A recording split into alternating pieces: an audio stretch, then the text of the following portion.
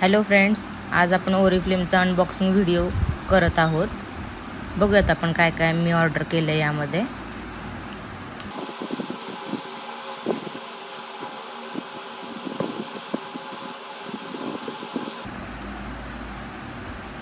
हा hair band आहे जो तुम्ही क्लीनअप किंवा फेशियल करत असताना तुम्हाला यूज होईल, जे म्हणजे हेअर्स मध्ये येणार नाहीत त्यामुळे।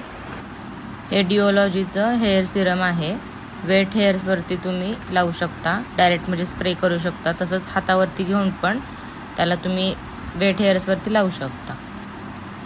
खूप छान आहे, स्मूथ टेक्स्चर आहे ह्याचं, एकदम सिल्की होतात हेअर्स त्यामुळे। हे मिल्क अँड हनीचं बॉडी लोशन आहे। हा द वनचा कन्सिलर आहे। त्याचा शेड पोर्सिलिन कूल शेड आहे त्याचा।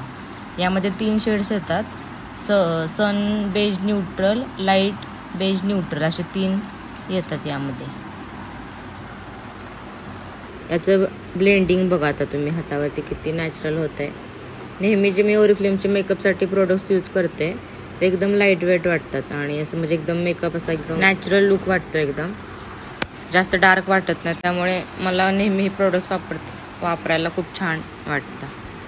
माझा मोस्टली सगळा जो मेकअप असतो तो ओरिफ्लेमचेच असतात, म्हणजे लिपस्टिक असू दे किंवा आय शॅडो असू दे, सगळे प्रोडक्ट्स मी ओरिफ्लेमचेच यूज करते।